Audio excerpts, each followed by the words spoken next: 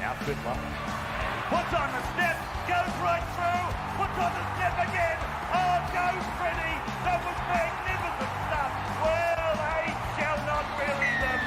Marshall skips away, Marshall's still going. Mullins opens up again. Oh, look at him go. He beats O'Davis on the outside. Hello and welcome to another exciting episode of The Voluntary Tackle, the only NRL podcast prepared to put an illegal high shot on the big issues. I'm your host, Eamon Brown, and today on the show we're discussing all of the big topics in the wonderful world of rugby league, including the possible introduction of smart football technology. We ask how young is too young when it comes to debuting in first grade, and we discuss PVL's desire to fast-track Cameron Smith to be an immortal next year. But first, I am joined in the biggest Tiger Astrodome by the only men who hate Melbourne Storm so much they are currently litigating turbulent weather in the Australian High Court. It's Xander Risotto and Media Watch Mario. Welcome to the show, gents. Good to be here, mate, and may I say that I'm proud to be represented by Sydney Powell. How is the legal case going, by the way? She's getting ready to unleash the Kraken on Cam Smith. It's fantastic. I'm sure she's clearly got a really great case building. Okay. It is difficult, I think, to prosecute a case against weather, but it wouldn't be the first time you've been caught yelling at clouds, would it, Mario? That's certainly something I'm accused of regularly. So what does that case look like? If you were to prosecute weather like that you guys are currently doing, is it essentially trying to bankrupt Tim Bailey? I mean, what does the inside of the courtroom actually look like? That feels like a dated reference, could I just say? Is Tim Bailey even he's still lost his job months ago. I was like, is he even around? I think now he more just stands in the weather as opposed to... Mate, he's on radio now. He's on satellite radio. Big shout out, Tim. You're a good man from what I understand. But you're right, he has... Poor man. Yeah, he doesn't quite bring in the same big dollars as he used to at Channel 10. Mario, you're a big fan of Tim Bailey, aren't you? I actually am, because he's a close friend of a close family friend. Really? Fuck, I'm glad I said something okay about him then. Do you know what's weird? I think that my wife might be related to Tim Bailey in some way as well. So I'm wondering, Mario, are we cousins? By marriage, it's entirely possible. Who knows? I really hope it's true. I do. I don't see my cousins because I hate my guts. So it'd be nice to hang out with you one day. Now, before we start the show today, it would be remiss of us, gents, not to mention that it was International AIDS Day this week. It's a day designed to raise the profile of the disease, which I have to say seems a bit weird to me because, if anything, I thought we wanted less AIDS in the world, not more of it. Why are we celebrating AIDS Day? I think we celebrate AIDS Day in the same way that we celebrate Anzac Day. It's more of a commemoration, right? Like, you don't celebrate it. For all the gay men we lost.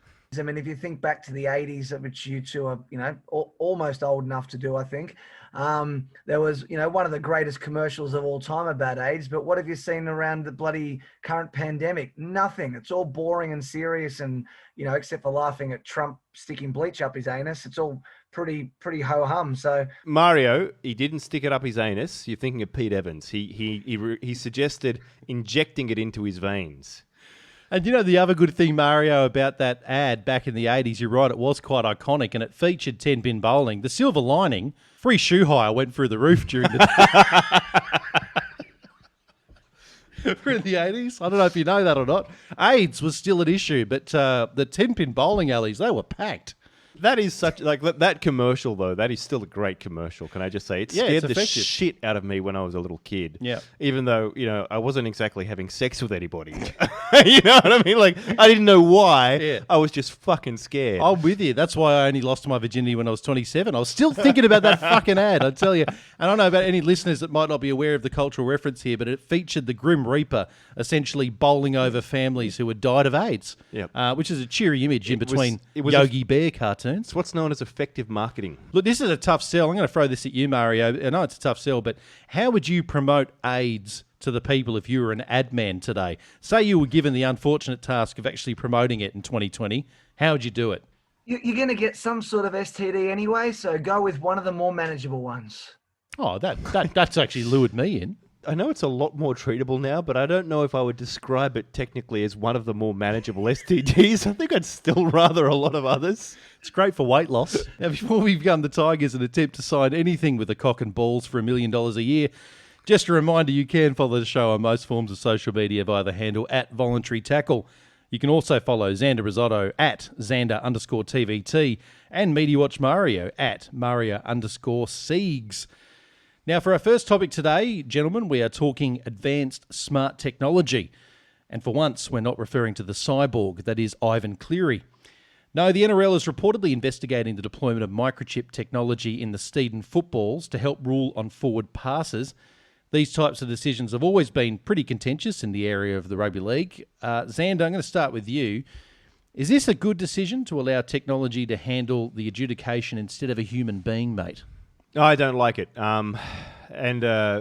The reason I don't like this particular encroachment of technology is that I think that tech has its place in adjudicating the game. I think that you do want to be sure that you don't have howlers in the act of scoring a try. But I also am a big believer in the difference between the rule and the spirit of the rule, if that makes sense. So what I mean by that is the rules were designed to prevent certain advantages going to the attacking or defensive team, and for me, so you couldn't do a Joe Namath. That was the reason, wasn't it? Don't do a 40-meter fucking haymaker to your wide receiver. Exactly right. So I mean, to me, most of the time when people get really upset about these marginal balls, and when you actually look at the play or the break that's been made, they really haven't provided any advantage. Usually there's an overlap or something already. It's a technical error and a minor pedantic one at that. And I just don't want the game to turn into the NFL or rugby union where everything gets broken down and we're pursuing a perfection that isn't there. And then, of course, you also have to account for the fact that really a forward pass is a pass that comes backwards out of the hands. When you're at full pelt, momentum will dictate that the ball may drift forward out of the hands anyway. Well, I assume the technology is going to cater for that, Mario, the idea of physics, because it's meant to be smart technology after all. We're not all batting away on a BlackBerry. But, I mean, do you agree with Xander there, Mario, that we don't have to be as forensic with the game and that smart technology is not really needed? In a way, I agree, but mostly I don't. I agree that we can't, a ball is flat if it's just a little bit forward or something. As far as I'm concerned, there's got to be a margin of error, I think, when you're using a technology for something like that. So let's call it anything less than 5 degrees forward, in terms of, Better get out the fucking set square. Let that go. But it's for stuff that's blatantly forward. Because otherwise, if you start saying we can't nitpick, they're only half a meter offside. Let's not rule it. The ball only got knocked on by a few inches. Let's not call it. The whole point is it's a game of inches and every inch counts, as title of my sex tape. And we can't just say a little bit forward doesn't give you an advantage, because there's been grand finals won and lost based on forward passes that were blatantly forward, and refs are humans and they miss stuff, and that's okay. If a technology can stop those howlers, then I'm all for it. However, the concern is, of course, in a way I will agree with Xander, that anyone who's ever watched any soccer over the last couple of years, VAR is an absolute joke. It is just calling penalties and calling goals that aren't, and then vice versa. And everybody can see a decision is wrong, and yet the decision goes through. So the concern is, it needs to be a simple mathematical thing with a margin of error. And then I think I'd be okay with it. Yeah, so this is I actually agree with you on that one, Mario. My concern is precisely what you've raised with the VAR. The fact that it's technology and it would be an automated system, via chips. It's what I don't like about it. It leaves no room for nuance and common sense. And I think for the most part, the linesmen and the referees do a pretty good job with the forward passes. There's one or two here and there. And it's the same with the offside. If you bring in this, you may as well bring in VAR and adjudicate the offside. And then the game will be blown up every 2 seconds if they do that. Well, just to be contrarian, I feel like a forward pass isn't one of those kind of interpretive things like a strip. Are you saying what common sense can be brought in with a forward pass? To me, it's either it's forward or it's not, isn't it? It's actually quite a complex task you're asking it to do, and that's the cameras to measure whether or not the hands are going backwards compared with the offside line and the ball travelling forward. They're going to fuck it up.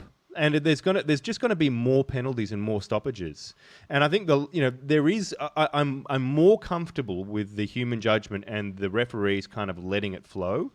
Xander, why would there be more penalties and slowing the game down if say, for example, that the technology works effectively? Wouldn't that just mean the hookers and people who are regularly passing in the game start to brush up their game and they don't get away with the 5% of forward passes?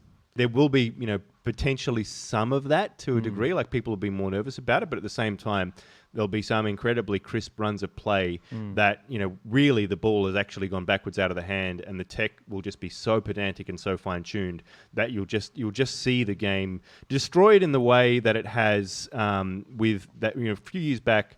They were ruling the obstruction rule in the most ridiculous, overly technical way. There were these beautiful sweeping plays you'd see, and they'd be like, oh, well, this player has actually just gone through the shadow of one player 3 rucks back that influenced fucking nothing, but they've cut it back.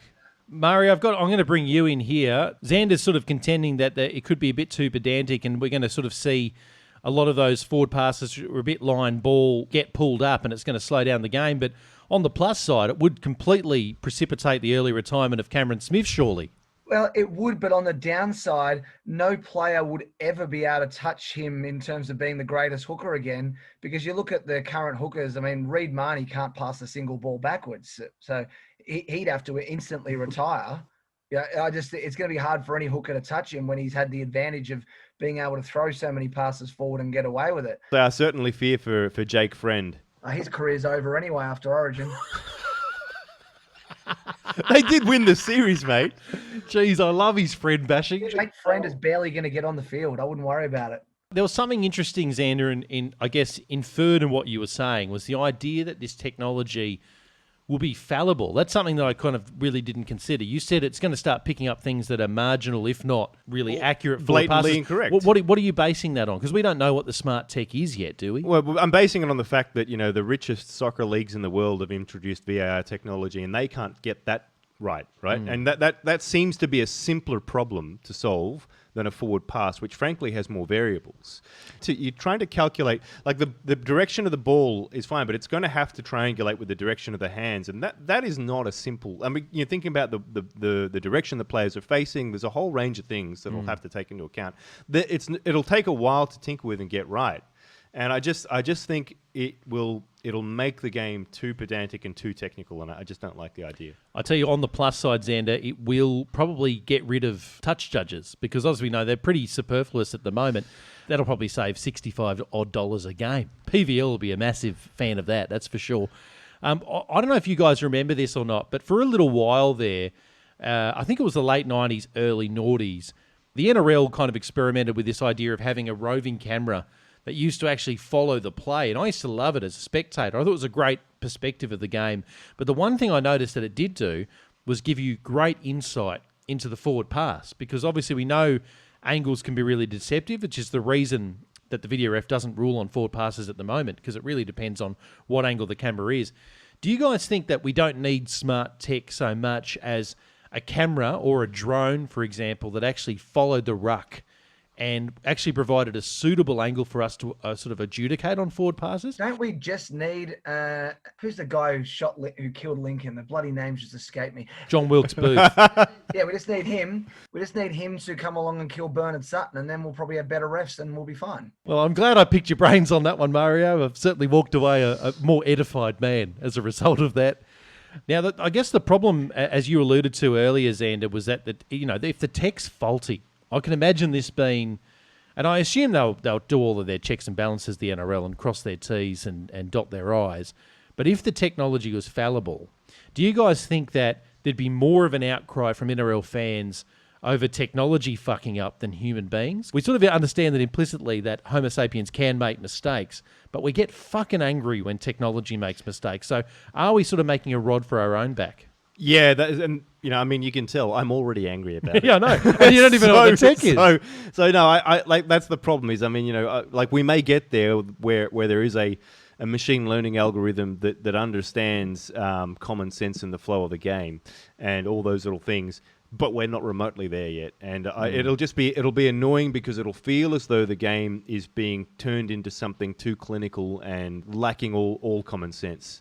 So do you think then that at some point you would like to see this technology introduced, just not yet because we're not there yet? Look, in all honesty, in an ideal world, if you could institute a very sophisticated AI to adjudicate on games, and it was just purely cut and dry, then no one could complain about referee bias. So that'd be a positive. They always say that the best referees are the ones who are invisible on the field. They would literally be invisible. They wouldn't be there. They'd be fired. Exactly. So I mean, in an ideal world, yeah, but we're struggling with driverless cars at the moment. So I don't see this as something that's going to happen anytime soon. Well, it could see the likes of people like Ashley Klein working full-time at the Bunnings instead of actually working as a first-grade referee, which isn't necessarily a bad thing. He's actually attending to his true calling in life because he does make quite a few mistakes. Look, we've talked about this technology in terms of its efficiency on the field, but what about what else it actually delivers to NRL fans? Because Andrew Abdo actually alluded to this before. He said that this kind of microchip technology in the NRL,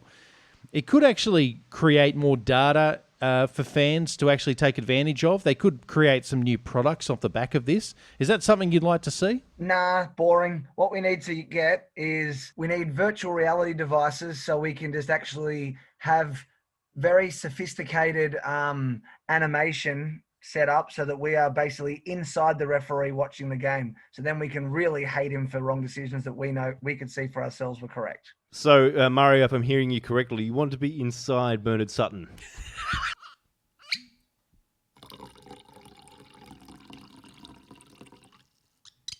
Next up, we're asking how young is too young? And before you all get up in arms, we're not dedicating any airtime to the exploits of Rolf Harris. Instead, we're about to discuss the Australian Rugby League Commission's plan to meet and discuss the game's age policy. This follows the Sydney Roosters signing of 17-year-old Joseph Suaalii. Clearly, the NRL are exploring the idea of having him debut earlier than the current age cutoff of 18 because he's such an exciting prospect. So my first question on the show is this. Is this just a case of PVL bending the rules for the commercial lure of having a highly publicised player playing the competition earlier than expected, Xander? Yeah, I suspect that's what it is. I actually agree with Phil Gould on this one. I think those rules are in place for a reason. And as happy as I am that we've taken Suaalii from Souths and just how much angst it seems to have caused them, I do think that it is better for a teenager to be a little bit more developed before they go up against hardened full-time first-grade professionals. I mean, it's great that he's carving it up, in the private school GPS system against boys. Yeah, exactly. But his first meeting with Asofa-Solomona is going to be a different order issue than he's used to. So no, I think I actually think they're right about this in terms of the way it has been managed, and I don't think it would be a detriment to the Roosters for him to wait a little longer. Mario, this is an interesting one, right? Because there's a couple of aspects to this. Phil Gould, as Xander's already alluded to, has a major problem with this because of a development aspect in terms of talent. But I also feel like there might be a bit of a health aspect. What's your opinion on Suaalii potentially debuting in the NRL at the age of 17? I think the rules were changed for a very good reason. Over at Manly, Ben Turbo and Albert Hopewadi have both been apparently carving up the lower grades for last few years and, could have debuted this year. But when Albert Hopewadi eventually did, well, he was friggin' garbage, and now thank goodness we fucked him off. But the point is, Ben Turbo... What do you really think of him, Mario? Well, fuck anyone with the surname of Hopewadi. Will seems to be the only one that's not a complete... Ben Turbo may well be ready, but Des has chosen to hold him back a bit longer. And I think I can say that's probably... I'm going to just trust that he's done that for a reason. And I think Suaalii should play some reserve grade and see how he goes against some hardened first graders, as I'm sure there are in most of the reserve grade sides, and see how he goes. Certainly not rush him straight in. He's got to prove himself against men, not against boys. Yeah, and I think I agree completely on that one. I just think that it is one of those things. It's a little bit like trial form versus actual form, but more so because, I mean, a forward pack of 17-year-olds is just not the same thing. And we honestly don't know how he's going to go at all. And I actually think it could almost be bad for him as his own development. If he goes out there and because of his notoriety, he's going to get targeted and he just has a shocker. It could actually set him back. I loved your example, Xander, that you mentioned before, which was not just men against boys, but boys against Nelson Asofa-Solomona, which I thought was quite unfair. But I guess that's the argument, isn't it? Because we've seen great players come into first grade. And when I say great, I mean they had carved up the lower grades. Yeah. But there's a huge divide, isn't there, between going from school grade footy to first grade NRL, let alone the fact that this guy has a huge amount of expectation on his shoulders. That could be, I guess, a negative impact on his career, couldn't it? Yeah, absolutely. I mean, this is not going to be like playing the pampered private school kids of Trinity College. It is going to be a whole other thing, and they need to spend time getting him ready for that. Mario, there's another little interesting slant here, and I hate to be cynical, but Andrew Abdo, the CEO, and the chairman, PVL, have all been interviewed about this topic, and both haven't necessarily given answers that suggest they care too much about the development or the health welfare of the kid. Andrew Abdo said, we could make exceptions depending on the, in quote, hype surrounding the player. And PVL, as we know, he's a man that is willing to sort of bend existing norms for the commercial gain. Do you think that that's kind of what NRL is doing here when they're looking to meet and potentially bring down the age? Do you think that they're not really thinking about the welfare of the player? Look, I have no doubt that's what it is, but to me, that's so short-sighted because what good is it, bringing this kid through if you totally screw him? Then he's not any sort of an attraction to people who may or may not view the game as regularly as the three of us do. The problem is, for every success story like Brad Fittler and Israel Folau, there's an Adam Ritson out there. We need to. I want to get the best we can out of every player. And yeah, we can't keep them in cotton wool forever, but we've already said it. The 17-year-old kid has not finished growing. It's one thing for a Russian gymnast at 13 to carve up the grown-ups, but they're not running, not copying a Sonny Bill Williams shoulder or a Steve Maddai shoulder to their rib cage at both running at 40 kilometers an hour. It's a very different thing. And we've got to protect them from themselves. Every young player would want to play tomorrow, but that's not what is best for them. I agree with you, Mario, although something occurs to me. I'd fucking love to see Shane Webke on the parallel bars. But look, this is really interesting. I've been having a good think about this, and I'm wondering if age itself is a bit of an arbitrary measure for allowing someone to come into the first grade. And I want to ask you guys about this. There's obviously been a lot of discussion at the junior level about age versus weight. So the weight for age argument, especially with a lot of Polynesian kids coming into the game. Do you guys think that maybe the NRL should be applying a similar metric where it's not so much about age, but it's where that player is physically? And one thing we know about Joseph Suaalii, Xander, is he's a giant for his age. He's only 17 years old, but he's bigger than a lot of first graders. Big shout out to Corey Thompson. Where do you see that at the moment? Do you think that might be a viable thing to do? Yeah, I mean that's a debate that's been raging for a really long time, and they've actually made inroads on that front. They have demarcated age versus weight in the lower ranks to some degree, and yet Corey Thompson still plays. but Suaalii himself, the problem, I get that he's a big guy for his age, but there is still the problem that he's still growing into his body, right? He's still a mid-teenager, mid to late teenager. He will be markedly different in terms of his hardness and his readiness to play from 17 to 25. Xander, could you have seen yourself playing at 17? Now it's a non-visual medium, but you're a very fit man these days. Your biceps bigger than the width of my head. But back then, when we were in high school, I don't think you would have lasted too long in the first grade game. I mean, I was not a physical specimen of Suaalii's caliber. They would have pulled your hair too, mate. You had long hair back then. They would have. I probably wouldn't have had it for very long, being the hazard that it is. I would have ripped it straight off your head. But I just have misgivings. I think even if you are a big kid, it is one thing to be rolling over smaller kids. It's just a whole other thing to be going up against men. Murray, you mentioned something interesting earlier. You mentioned the likes of Freddie Fittler and Israel Folau. Look, they're examples of people who debuted before the age of 18 and obviously debuted and had very successful careers. Do you think that the 18, it hasn't been around for too long, obviously. It's only been a few years. Do you think that they've actually picked out the right number there with 18 when you consider the few examples there we have where players have actually gone on to have really successful careers, or you're happy with 18? There is no right answer is the problem. You can to try and say it on a case by case basis, but unless you have the benefit of hindsight, you can't do that. If you look at the NBA right now, Zion Williamson is 20 years old and he debuted just before July, so he would have been 19 because he was born in July, I believe. He is an absolute beast, an absolute unit, and what we saw from him shows that he is already one of the better players in the comp, and within a couple of years may well be the best player in the NBA.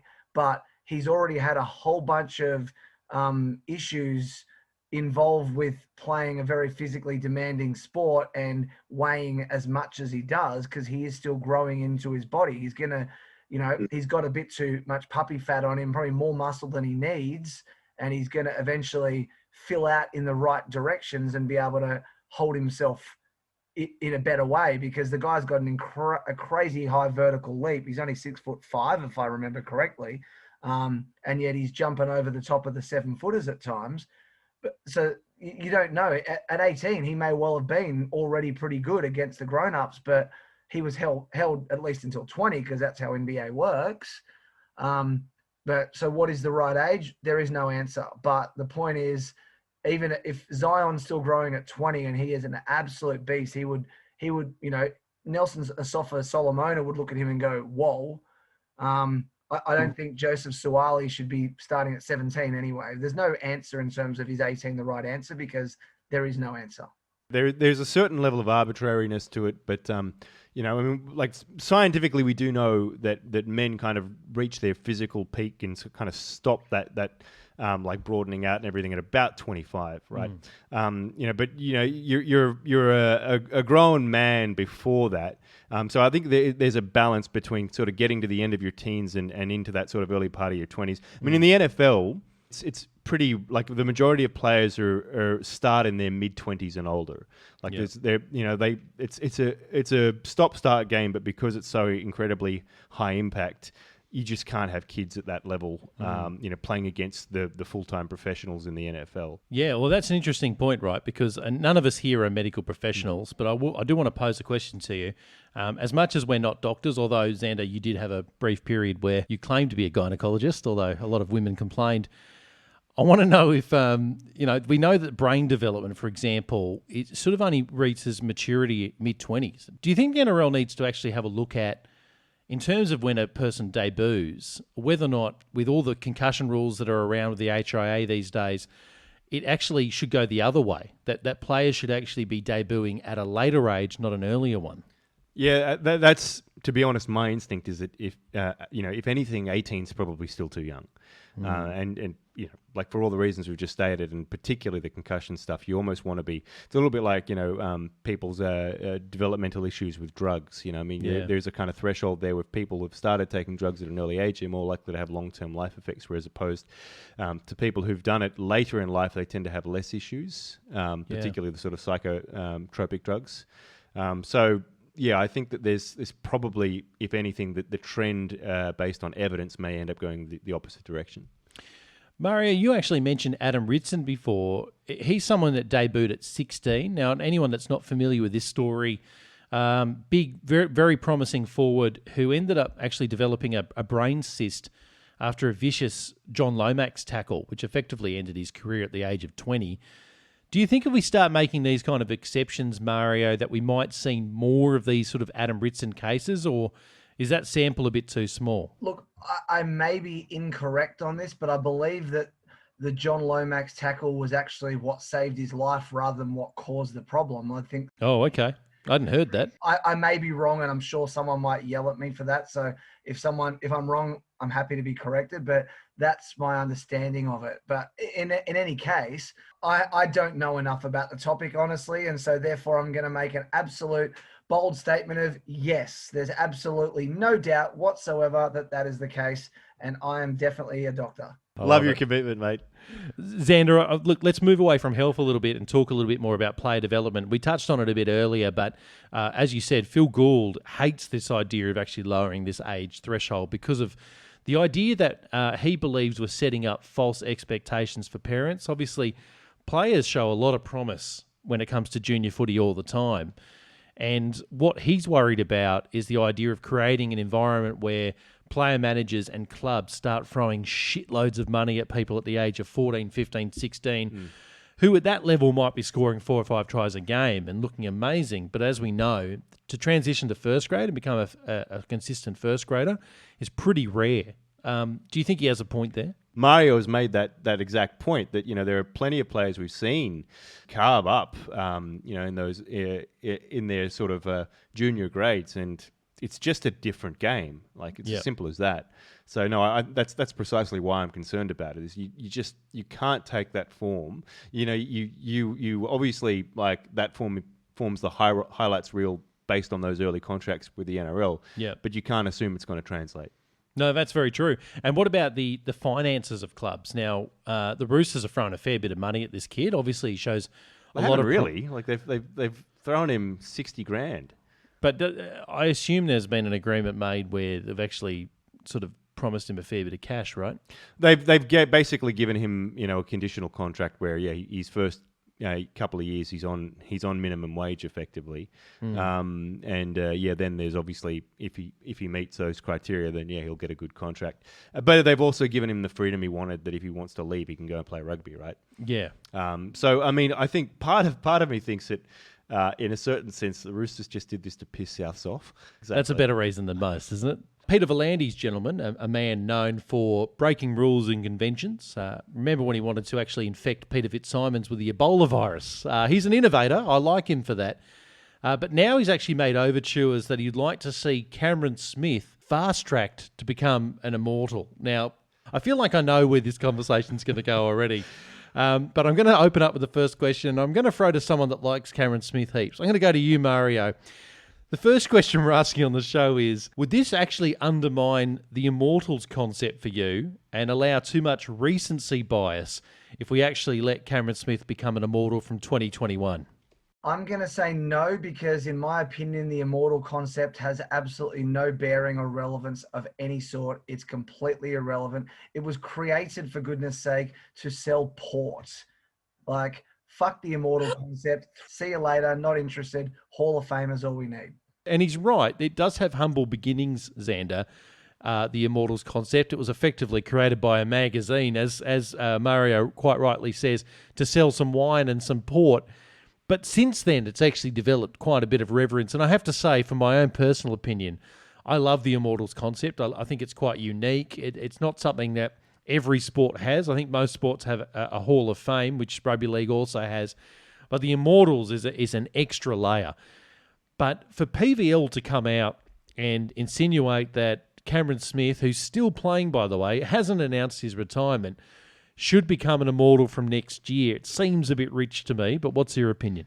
It's fucking atrocious. I mean, Jesus. I take the point that it had fairly comical beginnings, but a lot of these things do evolve over time, and this is now something that the game is taking control of as of next year, right? Like, they're taking it out of the hands of the media, and they're gonna it'll be owned by the game, and it's a small. I love what they did this year. Was it this year that they did the reforms? I loved it. Well, apart from the fact that that's right, they did. Yeah, they reformed this year. Same with the Dally M's is what I was thinking. Well, let's not go into that. Jack Whiten, fuck you, mate. Yeah. You've lost Origin for us. Not to put too fine a point on it, but no, you were saying. Yeah, no, I think that it does lead itself to quite a lot of recency bias. Like, I mean, they've got Norm Proven in there, but there's a lot of other Dragons you could probably make the case that having won 11 in a row probably should get the gong as well. Rod Wishart, Wayne Bartram. I mean, the list is endless. Well, it's not Andy endless. Ainscough. It's a little bit like judging a film just after you've watched it. So it's good to let the thing sit with you for a minute before you give it a rating. Or I totally agree with you. In fact, I remember when I watched Biodome for the first time, I thought, fuck, I should never have said it deserved an Oscar. One thing you'd say about the recency bias is when Darren Lockyer retired back in, was it 2011 when he got humiliated? The fact is, everybody, at least from Queensland, was convinced that he was an Immortal, lock it in, absolute, no doubt. And yet, if you ask most people now who the next Immortal should be, he's down the list. He's barely even mentioned. And I feel like in 5 Absolutely. years, I'm going to be for Thurston. And the only one out of this whole batch will be Cam Smith, will be the only person who is still consistently mentioned as the next immortal. Not bloody, oh, look, I'm helping out homeless Billy Slater, not Greg Inglis, not any of these other Queensland fuckers. Just Captain Cuntox himself. Well, I got to say, as a New South Welshman, it hurts me to say this, but Darren Lockyer is very high on my list. I don't think the near decade since his retirement has actually deterred me, Xander, from suggesting he's high up on that list. But I tell you what, we've got a question coming up later in the segment where we'll actually ask you guys who you think the next immortal should be. So we'll save that as a bit of a crescendo to this segment, let's say it that way. But look, we've mentioned recency bias, fellas. Do we have an idea of how long a player should have to wait after they retire before they become an immortal?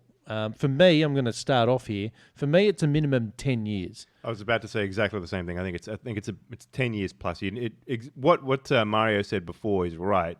That having a bit of time. Like I actually agree with Mario on this one. Lockyer was a great player, but when I think of who should be the next immortal, I probably think I probably think Peter Sterling deserves a slot better, like more than he does at this stage. Like, I mean, you go back and you look at his career at its height. Yeah, I mean, he really revolutionized the game when he was playing, right? But he's not an immortal. Not yet. Look, and it's not to say he's out of the running either. I actually agree with you. I think Peter Sterling should be right in that conversation. But look, I'm going to play devil's advocate. I think the three of us here, not necessarily Cameron Smith's greatest fans, but I will put this question to the table. One of us actually qualifies as his actual, mortal enemy. Nemesis. Yeah. You are the Lex Luthor to his Superman, or it should be the other way around, I think. But is there an argument to suggest that Cameron Smith should be made an exemption? Considering if you actually... Well, wait, let me finish, fellas. Let me finish. There is no devil's advocate argument for him being made an exemption. I'm going to make my case. The referees have made enough exemptions of him already. Look, there is very little dispute in public discourse that Cameron Smith will be an immortal one day. Love him or hate him, most people concede the fact that he will 100% become an immortal. So if we have such certainty... Mario, I'm going to go to you first. If we have such certainty, why are we waiting? To quote the absolute legends over at League Digest, the issue is that Cam Smith has zero stardust, is the term they use. There is nothing mythical about Cam Smith. You're going to look back and you're going to say, like, the guy doesn't have a highlights reel. He doesn't have a highlight in his entire career, apart from being punched in the dick or sent to the sin bin. That was pretty special as a moment, though. Big shout out to Jeremy Lattimore. The next immortal. He's ahead on the list. No, I think Mario is right though. Like, I mean, it's not just this. The point about his highlights reel, and generally you kind of do think of players who could take the game by the scruff of the neck and just do incredibly magical things. And I think it's right. Like he's always been a famous game manager, but he doesn't have that moment where he sets up the try. It's more the little things that are harder to notice. But what I would say is, even if everyone does agree that at some point he'll be an immortal, and I still think that's an open question, because in 10 years' time, maybe the landscape will just look so different. It's very hard to project forward. I do think that there's a level of disrespect shown to the people who deserved it for a long time, but we've waited. And I do feel like, well, if there's a time period we wait to admit them all, it's just not his turn.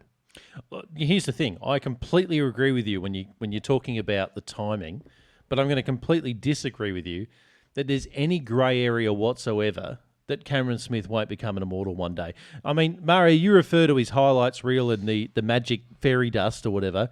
Okay, fair enough. But he is, and we all know this. We can lie to ourselves if we want. He's the most influential NRL player probably in the modern era. I think you're discounting all sorts of things that may come to light. I mean, what if we find out there's basically a bunch of dead hookers in his basement? Well, then I'll reconsider. Still my beating heart. But no, yeah. Okay, so barring the fact that he might be fucking Buffalo Bill from Silence of the Lambs, do you think there's any way... Rolf Harris. You just never know. You just never know. You know what? I think that he would rise above a controversy, don't you? I think we all know that. Do any of you really resist the idea that Cameron Smith, although he might not make the highlights reel, he's the guy who's the puppet master. He orchestrates probably the most successful team of the modern era. He's the linchpin of that era. He's an incredibly valuable player. His consistency is probably second to none, even in all the bad ways. He consistently sort of cheats the system as well. But I don't think you make the call now. Do you think in 10 years' time, Xander, to play devil's advocate again, do you think that in 10 years' time we're going to go, yeah, he was influential for 17 years, but I've seen better? Yeah.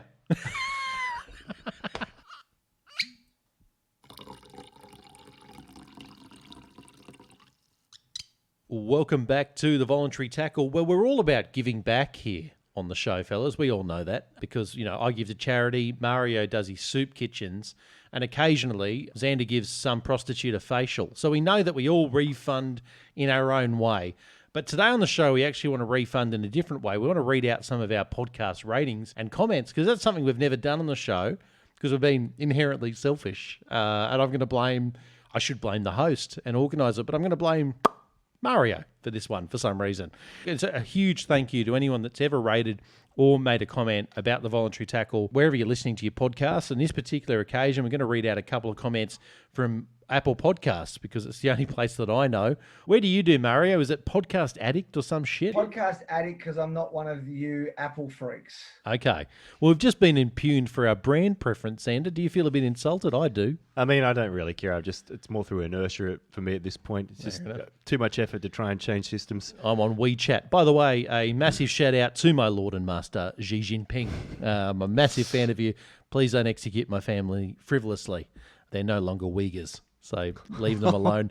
Look, I'm going to go through these now. Mate, they re-educate them. Okay? Yeah, sorry, that's right. It's not a gulag. It's a re-education camp. It's essentially a TAFE. They're all very thankful after coming out. If they do come out. Those that survive say that it was a great course. This one comes from Richard Cranium. He says, assume it's a he. Could be a they. You never know. We live in a woke era. We need to ask their pronouns. I know. I should never assume a gender identity. Apologies, Richard. But you said this is a must listen if you like rugby league and have a bad sense of humour. Not sure if I like that. Then don't let the fact that it's two Roosters fans host the show take you wrong. It has a cameo from one of 7 Manly fans in existence. That must be referring to you, Media Watch. It contains in-depth analysis, opinions and hilarity. You'll enjoy the ride. You may not necessarily agree with everything said. Again, hurtful, but we love you, Richie. But opinions are like Dylan Walker's, and ellipses, arseholes. Everyone has one.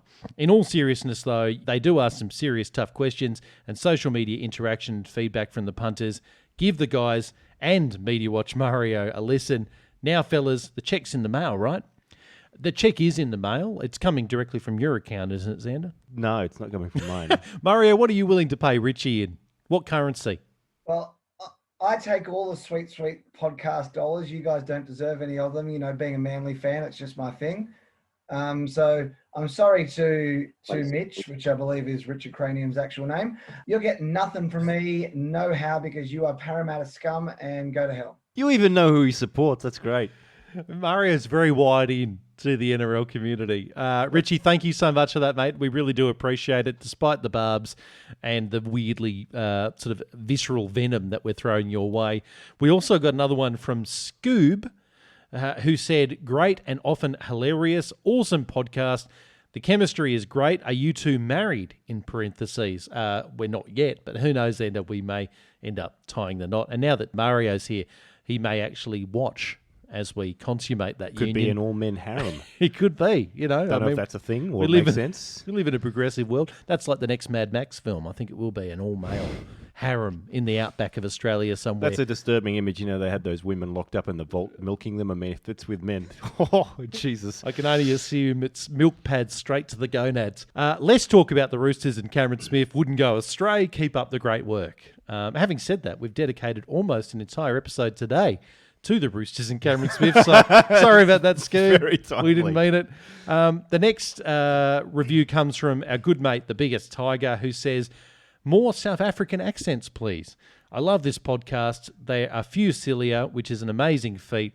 The only thing is it needs more Mario to maybe crack out a South African accent once in a while just to really set things off. Well, that's the biggest tiger really throwing down the gauntlet to you, Mario. So can you please regale our listeners with a South African accent, please?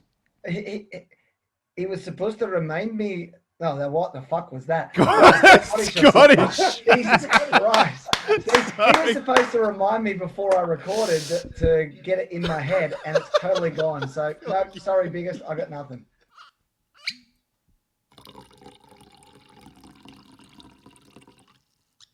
Welcome back to the Voluntary Tackle. We're going to end on something a little bit different this week, we want you as listeners to play along. Xander and Mario are going to go head-to-head in 3 questions. We call that docking, I believe. Probably, yeah. It's 90s trivia.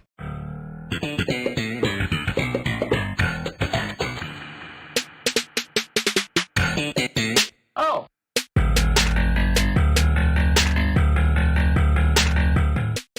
And your objective, listeners, is to actually beat Xander or Mario to the answer. All right, the first question, fellas. Okay, now the person who gets this first will actually be the winner, okay? So it doesn't matter if you're both right. There's no fucking we all win here. I want the person who gives me the correct answer first.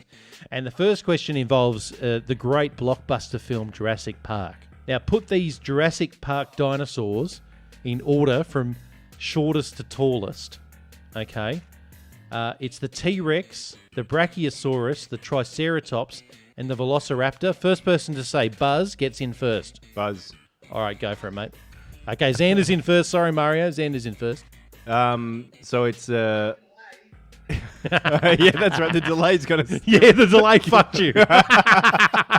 I'm at a distinct advantage. I forgot about that. I should not make these time-oriented. But anyway, Xander's won this one.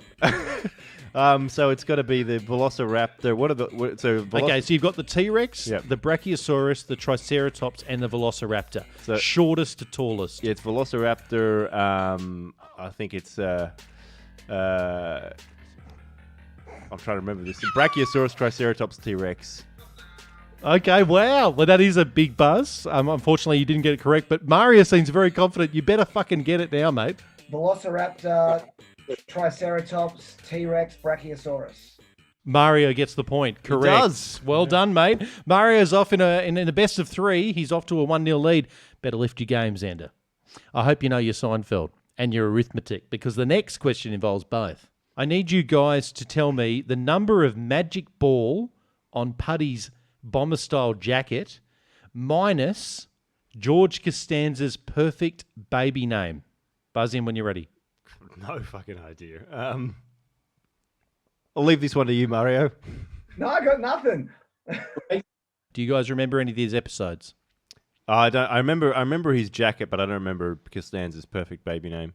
Okay, you can have a stab. It's a number. You know that much. Okay. 6. 6 is incorrect. Mario, what's your shot? He did have an 8 on there, I'm quite sure. But the George Costanza bit, I got nothing. I figure I'm already ahead of Xander just by getting the number right. He's playing strategically. Very Cameron Smith of you, mate. Well played. Believe it or not, George Costanza wanted to name his baby 7. Therefore, it was 8 minus 7, and the answer was 1. I hope you're keeping up with this, listeners. So it is a 1-0 advantage. Xander, you can tie this series and really deflate all sense of charisma from this segment by making it a draw. And there is no golden point on the voluntary tackle. We haven't got enough cards. So it's like the Wallabies test that just finished. Exactly. It'd be very rugby union. Everyone will just be very, very upset that they went. So don't let this be a thing. On February 11th, 1990 in Tokyo, Japan, which of these boxers knocked out Mike Tyson? Was it Buster Douglas, George Foreman, Roy Jones Jr., or Evander Holyfield? Buzz. Oh, Xander's in. Buster Douglas. Buster Douglas is correct. We have a 1-all draw, which is probably says a lot about this show. There's no carryover champ. There's no additional winners. questions. Thank you very much.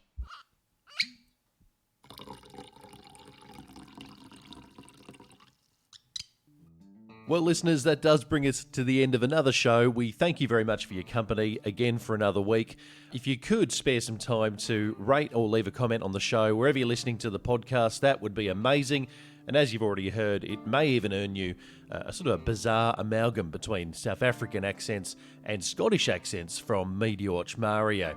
Sounds a little bit like if F.W. de Klerk fucked Sean Connery. It's really weird, and you might earn that nice little treat. We'll also read everything out on the show, because let's be honest, we've got nothing else to talk about. So again, thank you very much to our panellists, Me to Watch Mario and Xander Risotto. We'll see you soon.